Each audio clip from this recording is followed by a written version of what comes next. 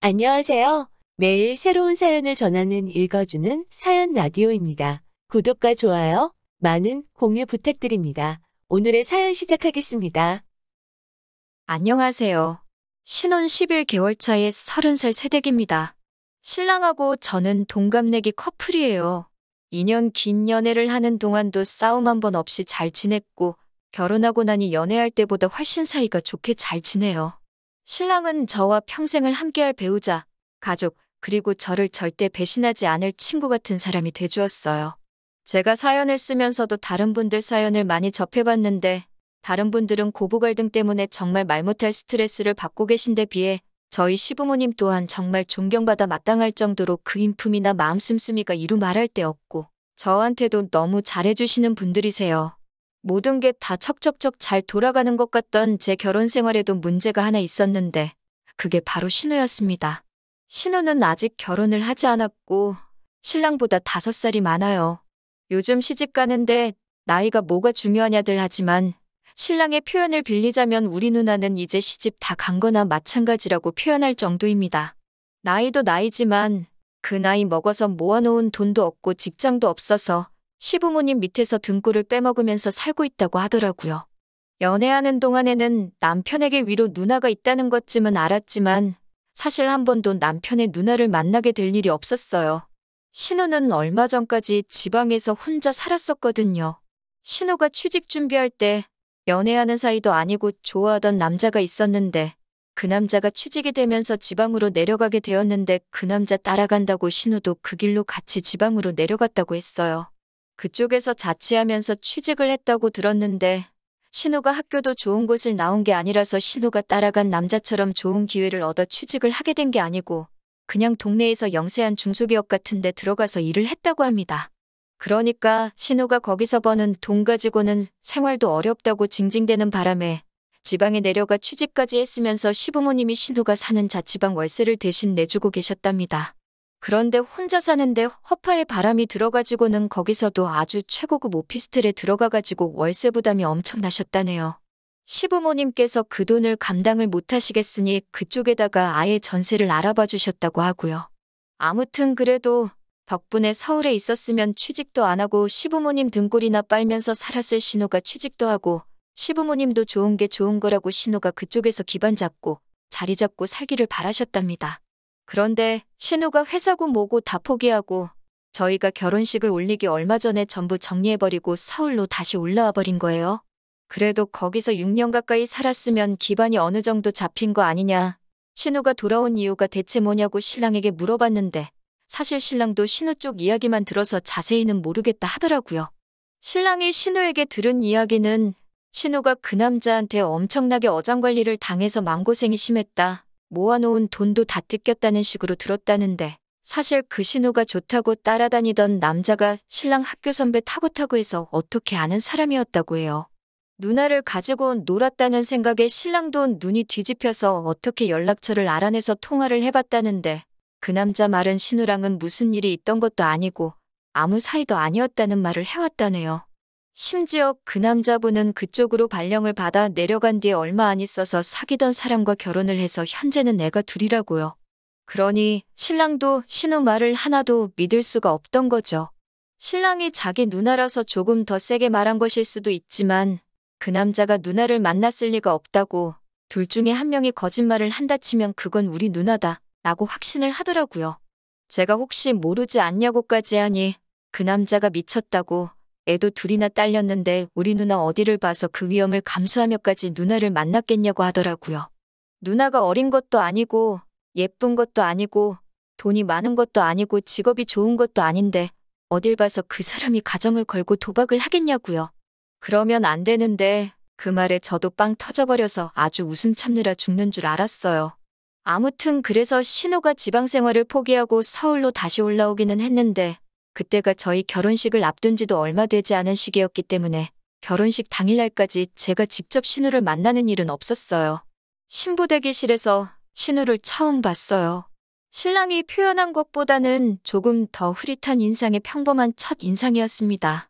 그냥 그때도 평범하게 인사하고 결혼 축하한다고 한마디 해줬기에 그때는 신우가 신랑이 말한 것처럼 이상한 사람은 아닌 것 같다는 생각을 했어요. 왜 그 남매들이 항상 서로 그렇게 물어뜯을 것 같이 행동하면서 서로는 엄청 챙겨주잖아요. 제 남동생도 저한테 비슷하게 그러니 그냥 남매가 사이가 좋은가 보다 싶었고 신랑이 말한 것도 다 신우 걱정을 많이 하면서 말은 그렇게 하는 건 줄로만 알았어요. 시부모님 두 분도 엄청 좋으신 분들이니 당연히 신우도 좋은 사람일 거라고 생각을 했거든요. 제가 결혼하던 당시에 해외여행에서 돌아왔을 시 방역수칙이 조금 완화된 상태라서 신혼여행을 다녀오는 데는 큰 무리가 없었어요. 유럽 쪽은 이미 전부 다 개방돼 있던 상황이었고요. 그런데 괜히 가서 병 얻어서 돌아올까봐 걱정이 돼서 저희는 신혼여행은 생략하고 모든 게 다 안정이 되었을 때 진짜 좋은 곳으로 편하게 다녀오자는 계획을 세워서 그렇게 결혼식 끝나자마자 곧바로 저희의 신혼생활이 시작되었습니다. 결혼식 당일날에는 너무 긴장을 해서 그런가 그 시간이 어떻게 지나갔는지 잘 기억도 안 나요. 그냥 무작정 웃음만 나고 행복했던 게 기억이 나네요. 딸을 보내는 친정아버지는 조금 섭섭하셨던 것 같은데 저는 마냥 좋기만 했어요. 아무튼 식비 같은 거 다 정산을 하고 나서 방명록이랑 축의금은 저희가 챙겨서 신혼집으로 돌아왔습니다. 하객이 신랑과 저희 쪽 하객 합쳐서 250명 정도가 왔었어요. 민감한 시기였음에도 불구하고 자리를 빛내주신 분들께 너무 감사했죠. 신랑 측 하객이 140명 정도로 더 많았는데 축의금은 양가 다 비슷하게 들어왔어요.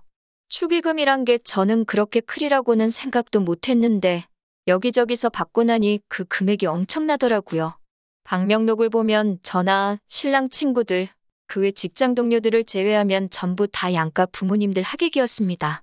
말이 축의금이지. 사실 그 돈이 그동안 양가 부모님들이 여기저기 다 쓰셨기 때문에 돌아온 돈이잖아요?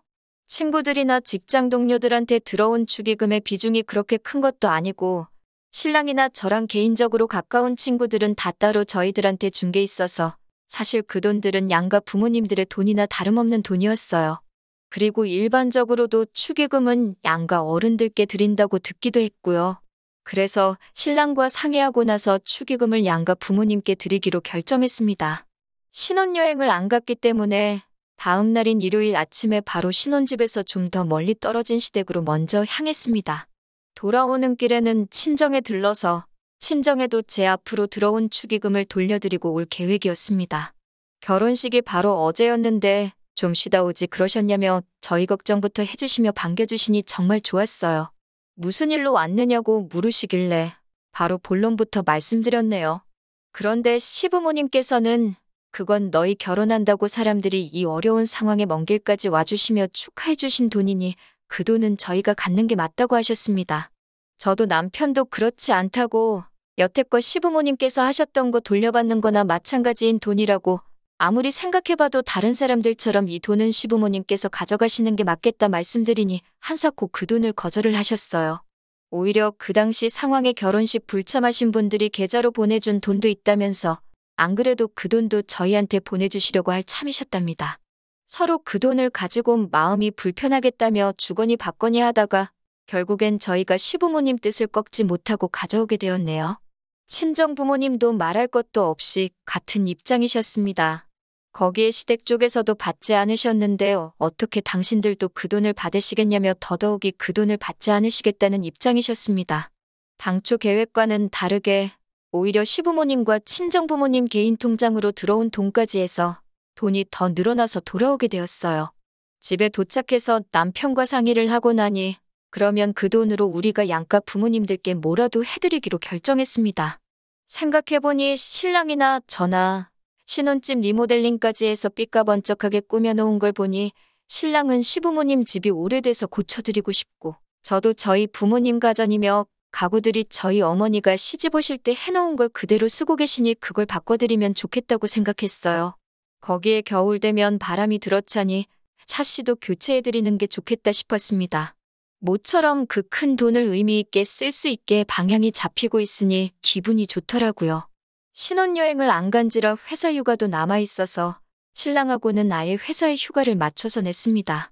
그리고 그 기간 동안 신혼집 구할 때 마냥 리모델링 회사도 보러 다니고 전자제품 마트랑 가구점 돌아다니면서 이것저것 고르고 있으니 신혼집 알아보면서 지치도록 했던 건데도 기뻐하실 양가 어른들 생각하니 그건 나름대로 또 즐겁더라고요. 그러던 어느 날인데 신우한테서 전화를 한 통 받게 되었습니다. 신우라고는 결혼식 날 한 번 본 게 전부인데 남편이 아니라 저한테 전화가 오니 조금 의아했습니다. 남편은 그때 이른 아침이라 아직 자고 있었는데 남편 전화로도 먼저 걸려왔던 게 아니라 정말 저한테 바로 들어온 전화였어요. 결혼식 날 정신이 없었으니 결혼 축하한다고 다시 한번 말해주려고 전화를 걸은 건가 싶어서 한치의 의심도 없이 전화를 받았어요. 신우가 그런 걸 요구할 줄은 정말 상상도 못했으니까요. 전화를 받으니 신우는 저한테 인사도 건너뛰고는 다짜고짜 축의금에 대한 행방을 묻더군요. 설마 그 돈을 벌써 다 써버린 건 아니겠지 하고 묻는 겁니다. 신우도 자식이고 하니 당연히 부모님께 드려야 할 돈을 저희가 갖게 해주셨다고 한들 아마 저희가 그 돈을 정말 저희들 사리사욕 채우는데 홀랑 써버릴까봐 노파심에 연락을 한 줄로만 알았습니다. 기본적으로 저와 남편이 준비하고 있는 건 시부모님께서 미리 알게 되시면 당연히 거절할 게 뻔하니 시부모님과 같이 살고 있는 신우에게 자초지종을 말해줄 수는 없어서 약간 애매모호하게 대답을 했어요. 그런데 제 생각이 틀렸더라고요. 신우는 저희가 정말 저희들 사리사욕을 위해 쓰지 말라고 충고를 하려고 전화를 한 게 아니었고 오히려 시부모님 앞으로 들어온 축의금을 대뜸 자기한테 달라고 하는 거 아니겠습니까? 저는 솔직히 제가 잘못 들었거나 제가 잘못 이해한 게 아닌가 제 귀를 의심까지 하게 되었어요. 그 돈을 저희가 왜 드리냐고 물어보니 어차피 너네 그 돈은 부모님께 돌려드리려고 했던 돈 아니었냐고 하면서 시부모님이 거절을 하셨지만 만약에 그 돈을 받으셨다면 전부 자기한테 썼을 돈이었다 하는 겁니다.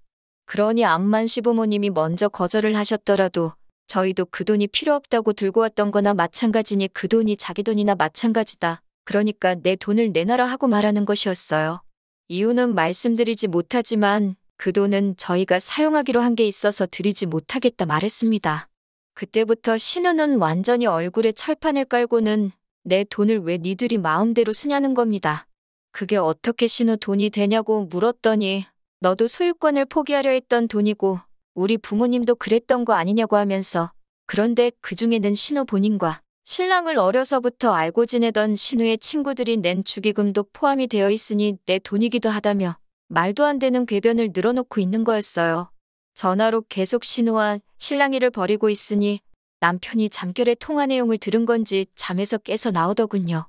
전후 사정을 모르니 무슨 일이냐고 물어보는데 신우가 얼마나 크게 떠들던지 그 돈이 자기 돈이라고 우기고 있는 내용을 신랑이 다 듣고는 무슨 일인지 한 번에 딱 이해하더라고요. 제가 신우랑 이야기하는데 전화기를 딱 뺏어서는 그 돈을 누나가 왜 탐을 내냐고 누나 이러고 있는 거 부모님도 아시냐고 딱 한마디 하더군요. 신우는 전화기 너머로 그새 남편한테 가서 그걸 고자질을 했냐고 하면서 악을 쓰고 있었고요. 남편이 누나 이러는 거 부모님한테 전화를 드릴까 말까 이러고 있으니 저한테는 그 돈 내놓으라고 큰 소리를 펑펑 내더니 동생인 남편 앞에서는 찍소리도 못하고 전화를 끊었습니다. 신우랑 신우 친구들이 대체 축의금에다가 얼마를 냈길래 그 돈이 내 돈이라고 우길 수 있는 건지 방명록을 열어봤어요. 남편이 기억을 되짚어가며 누가 누나 친구인지 찾아봤는데 누나 친구 아는 이름 하나 있다고 하면서 방명록 한쪽을 가리키더라고요. 누구누구 왜 6명 해가지고 6명이 와서 10만 원을 내고 갔더라고요. 신우도 하나뿐인 동생 결혼식인데 뭐 하나 해주지는 못할 망정 5만 원을 축의금이라고 냈더군요. 집에 휴지나 세제라도 사왔으면 이런 말도 안 하겠어요.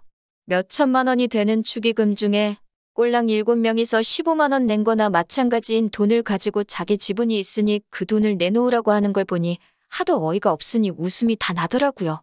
남편은 배꼽을 잡고 뒤집어지면서 이게 30대 후반 다 되는 사회인들이 낸 축의금이 맞냐면서 포복절도를 하더라고요.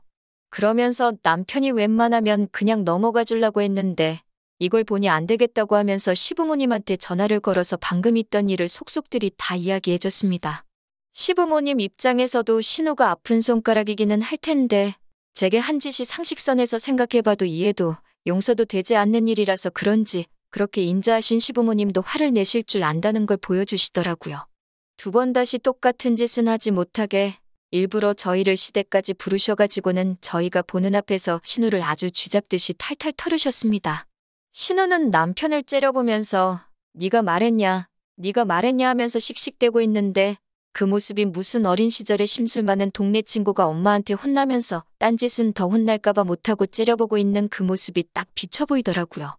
혼자 살면서 정신이라도 좀 차렸으면 했는데 오히려 더 버려놓은 것 같다고 신우가 지방에 처음 내려갔을 때 지원해주신 신우 정착금도 도로 다 가져시겠다고 하시고 신우도 집에서 내쫓아버리셨네요. 오냐오냐 다 받아주니까 세상 어려운 줄 모른다고 혼자서 밥값 할 수 있는 정도가 되면 그때 다시 돌아오라고 하고요. 쫓겨나는 신우한테 남편이 15만 원 건네주면서 이거 축의금으로 들어온 누나네 돈이라고 이거 돌려줄 테니 이거 먹고 떨어지라고 하는데 솔직히 그러면 안 되는데 옆에서 보고 있는 제 속이 다 후련하더라고요. 신우는 결국 지방에 다니던 회사에 사정사정을 해서 다시 입사를 하게 되었고 다시 혼자서 지방에 내려가 살게 되었어요.